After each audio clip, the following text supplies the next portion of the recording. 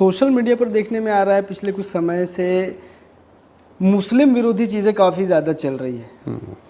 आपको क्या लगता है ये एक मुस्लिम समाज का, मुस्लिम धर्म का चेहरा सामने लाने की कोशिश की जा रही है या उन्हें बदनाम करने की कोशिश की जा रही है? मुस्लिम रहनुमा कौन है? क्या लगता है आपको कि भाई ये शख्स है जो मुसलमानों की पूरे देश भर में रहनुमाई कर रहा है? अगर मैं सीधे तौर पर एक नाम लूँ कि ऑल इंडिया मजलिस इत्तेहादुल मुस्लिमीन के असदुद्दीन अवैसी साहब, कहीं ना कहीं उनको, देखिए अवैसी साहब अच्छे बंदे हैं। अल्लाहु अकबर। जी, कुछ पॉलिटिकल मैं आपसे पूछना चाहूँगा कि कहीं ना कहीं मुस्लिम लीडरशिप जो है इस्लामी लिहाज से देखा जाए या पॉलिटिकल लिहाज से देखा जाए देश भर में बहुत ज़्यादा इसकी कमी महसूस की जा रही है। आप क्या विचार रखते हैं इस मामले? असल में क्या है कि हमारे प्यारे नबी हज़रत मोहम्मद रसूलुल्लाह सल्लल्लाहु अलैहि वसल्लम जो थे उन्होंने तमाम तरीक़ों से ज़िंदगी गुजारने का तरीक़ा हम सबको अता फ़रमाया जी।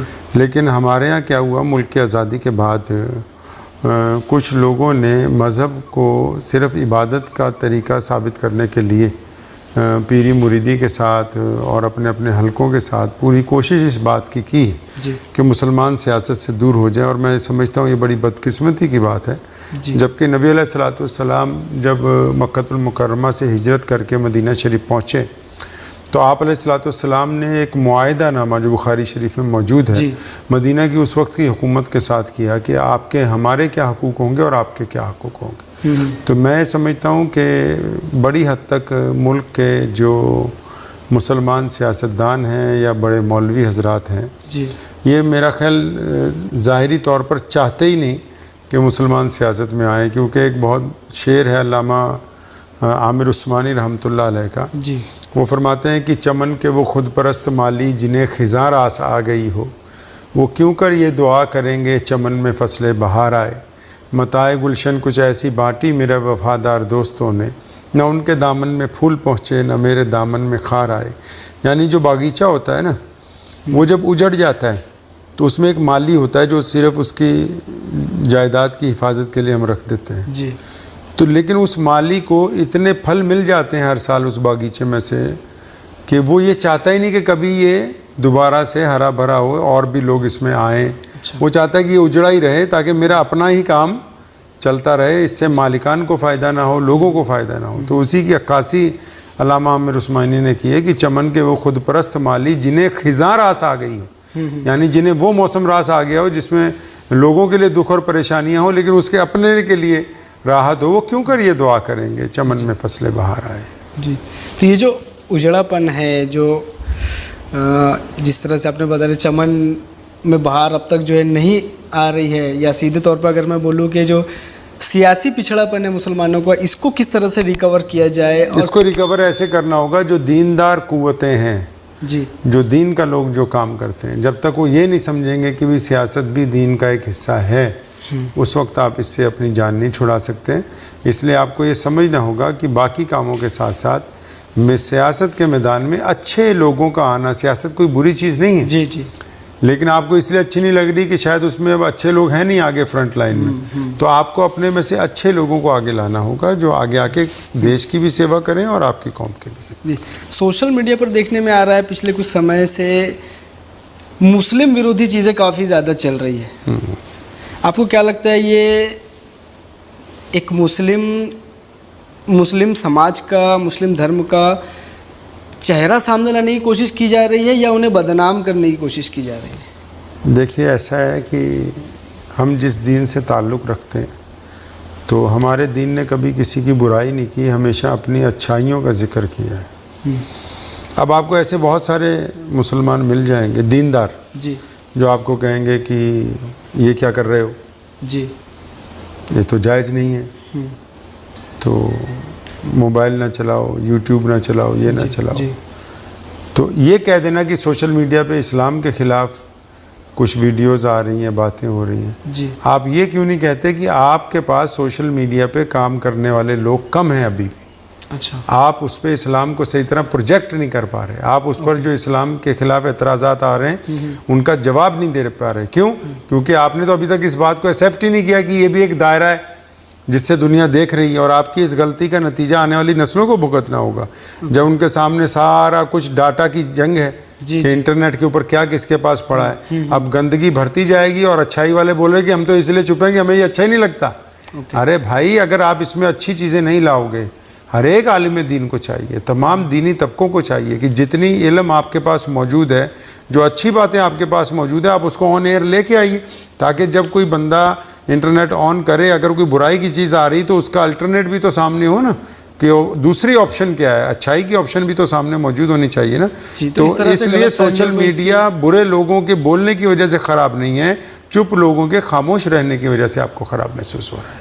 ओके, तो किस तरह से रिकवर किया जाए इसको, गलत फहमियाँ जो मुस्लिम धर्म जिस तरह आपने और बहुत से शोबे बना रखे हैं कि ज़कात का शोबा है, सदकात का शोबा है, लोगों को पढ़ाने का शोबा है, अल्लाह के रास्ते में निकलने का शोबा है, तो जो अच्छे लोग इस काम को कर सकते हैं उनको भी तो अप्रिशिएट कीजिए ना, कि आपको इस लाइन में जो कमी है दीन के मुतालिक मालूमात की, उसको पूरा करना होगा इंशाअल्लाह। जी, हाल फिलहाल जो देखने में आ रहा है कि यूनिफॉर्म सिविल कोड की बात की जाए, CA NRC की बात की जाए, अभी जो है वक्फ को लेकर गवर्नमेंट ने कानून बनाई जो अभी सुप्रीम कोर्ट में जिसका मैटर शुरू है, इन सारी चीज़ों को देखते हुए क्या लगता है कि गवर्नमेंट मुस्लिम विरोधी है? आपको कभी ऐसा नहीं लगता कि मुसलमानों के लीडर खुद मुसलमानों के विरोधी हैं? आप ये तो बात करते हैं कि हुकूमत ने क्या किया, आप ये बात क्यों नहीं करते कि आपके लीडरों ने अब तक क्या किया? मुल्क भर में तकरीबन 100 मुकामात ऐसे हैं जहाँ से आपके लोग मेंबर पार्लियामेंट बन के पार्लियामेंट में जा सकते हैं। और कानून बनते क्यों हैं? कानून इसलिए बनते हैं कि कुछ अच्छा किया जाए, या कानून इसलिए बनते हैं कि आने वाले दौर में उनको बदल दिया जाए। अच्छा, अगर कोई वक़्फ़ का कानून बन भी गया है तो क़यामत तक के लिए तो नहीं बना। जी, अगर बन भी गया है तो कब तक के लिए बना है? वो उस वक्त तक के लिए बना है जब तक आप में ऐसे लोग नहीं होंगे जो उसको तब्दील करवाने की ताकत रखते हो। तब्दील कैसे होगा? जब आप लोग पार्लियामेंट में अपनी हाज़िरी लगाएंगे। हम क्या कर रहे हैं? हम सिवाय एहतजाज के कोई काम ही नहीं कर रहे। क्या आपने कभी सुना कि मुसलमानों की जितनी बड़ी इस वक्त मुसलमानों की पूरे मुल्क में सोसाइटीज़ हैं या मुसलमानों के जो राजनेता हैं वो ये कहते हो कि हम अलायंस करके कोई इलेक्शन लड़ेंगे, या उन्होंने ये कहा हो कि मुस्लिम पर्सनल लॉ बोर्ड के साथ जितनी ज़ैली तंजीमें हैं वो सियासी तौर पे मुस्तहकम होंगी, क्योंकि कानून तो पार्लियामेंट से बना है। तो पार्लियामेंट में जब तक आपके हिमायतियों की या आपकी सीटें ज़्यादा नहीं होंगी तो आप कानून कैसे बदलेंगे? बिल्कुल, आप नहीं बदल सकते कानून को। तो आप बीमारी के इलाज की तो बात ही नहीं कर रहे, आप तो सिर्फ अपना एहतजाज दर्ज करवाने की बात कर रहे हैं। तो सिर्फ एहतजाज दर्ज करवाने से तो कोई कानून जो है वो बदला नहीं जा सकता ना। तो इसलिए आपके पास वसाइल भी हैं, लेकिन आप डरते हैं मेन स्ट्रीम सियासत में आने से। आप नाराज़ नहीं किसी को करना चाहते, ना दाईं तरफ वालों को ना बाईं तरफ वालों को। तो इसलिए शायद आप मुसलमानों की क़यादत करना भी चाहते हैं, लेकिन उसका हक़ नहीं अदा करना चाहते जो पार्लियामेंट में जाके अदा हो। आपके नज़र से आज इंडियन पॉलिटिक्स में मुस्लिम रहनुमा कौन है? क्या लगता है आपको कि भाई ये शख्स है जो मुसलमानों की पूरे देश भर में रहनुमाई कर रहा है? अगर मैं सीधे तौर पर एक नाम लूँ कि ऑल इंडिया मजलिस इत्तेहादुल मुस्लिमीन के असदुद्दीन अवैसी साहब कहीं ना कहीं उनको, देखिए अवैसी साहब अच्छे बंदे हैं, वो हमेशा कौम की देश की हमदर्दी की बातें करते हैं, हमें उनसे इस बारे में खुशी है जी। लेकिन क्या वो भी ये चाहते हैं कि भी आने वाले दिनों में कोई बड़ा अलायंस बने जिसमें मुसलमानों की भी हिस्सेदारी हो, या वो छोटी छोटी बातों पे दूसरे अलायंस के साथ नाराज़गी का इजहार करते रहेंगे? क्या अपने ज़ाती मफादात को पीछे रख के कौमी मफादात के लिए आप इकट्ठे होंगे? क्या बड़ी तंजीमें इकट्ठी हो के कोई यूनाइटेड फ्रंट बनाएंगी जिसके अंदर वो मुस्लिम उम्मीदवारों को ला सके कि हम इनको जिताना चाहते हैं? जब तक ये जितने बड़े मौलवी और लीडर हैं ये आपस में लड़ते रहेंगे तो कौम का सियासी तौर पर कायद मिलने वाला नहीं है। मुसलमानों को चाहिए कि फ्रेश लीडरशिप पैदा करें, एक अपनी पार्टी बनाई जाए, एक अपनी फ्रेश लीडरशिप पहले लेके आएँ, अच्छे लोगों को आगे लाइए जो मुल्क के लिए भी अच्छे हों, कौम के लिए भी अच्छे हों, समाज के लिए भी अच्छे हों, दीगर अक़वाम के लिए भी अच्छे हों। आप अच्छे लोगों को अप्रिशिएट करना शुरू कीजिए, उनको आगे लाइए ताकि ये मसला जो है आसानी के साथ हल हो सके। बिस्मिल्लाहिर्रहमानिर्रहीम। शुरू अल्लाह के नाम से जो बड़ा मेहरबान और नहायत ही रहम करने वाला है। आज हमारे पास डाक से जनाब आफ्ताब आलम शाह नूरी साहब मद्दज़िल्लू की मुरतब करदा किताब मोहम्मद बिन कासिम से बहादुर शाह ज़फ़र तक मुसलमानों का उरूज व ज़वाल मौसूल हुई है और कल उनसे फ़ोन पर गुफ्तगू भी हुई थी माशाल्लाह। और किताब को पढ़ा तो ये अंदाज़ा हुआ कि मौसूफ़ ने बड़ी ही मेहनत और लगन के साथ इस तारीख़ को बड़ी तरतीब के साथ मुरतब की है, जिसकी ज़रूरत भी थी। मैं उनको मुबारकबाद पेश करता हूँ और उम्मीद करता हूँ कि ये किताब जो है इल्मी हलकों में और तारीख़ी हलकों में मकबूल होगी।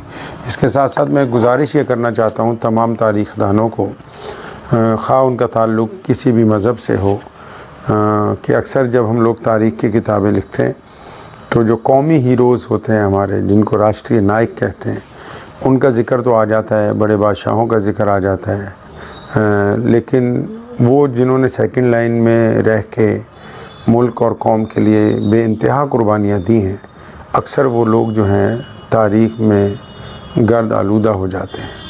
इस ज़िम्न में हम लोगों ने यहाँ पंजाब में माशाल्लाह बड़ी कोशिश भी की है और उसमें कामयाबी भी हासिल हुई कि अपने मोहल्ले के गांधी को तलाश, मौलाना हबीब रहमान लुधियानवी को देखा, अपने मोहल्ले के शहीद आज़म भगत सिंह को, राजगुरु को, सुखदेव को तलाश किया।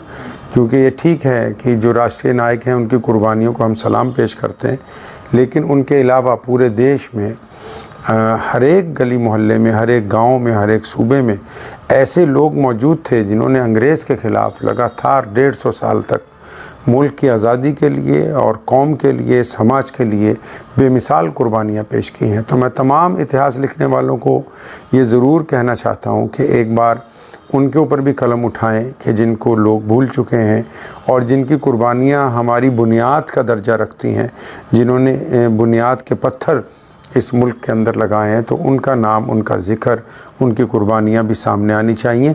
तो एक बार उन लोगों को भी याद करें कि जिनकी कुर्बानियों की वजह से ये बड़े बड़े राष्ट्रीय नायक जो हैं आज याद किए जाते हैं। और मैं उम्मीद करता हूँ मौलाना आफ्ताब आलम शाह नूरी साहब से भी कि उनकी इस किताब के बाद वो अहले कर्नाटक के लिए, जिस खित्ते से उनका ताल्लुक़ है, कि उस खित्ते के जो भी जंग आज़ादी के स्वतंत्रता सेनानी हैं, मुजाहिदीन हैं, और उसके अलावा जो अलग अलग मज़ाहिब के साथ ताल्लुक़ रखते हैं जिन्होंने, तो उसमें वो अपना कलम जो है उठाएंगे ताकि लोगों के सामने उनका ज़िक्र खैर आ सके। शुक्रिया।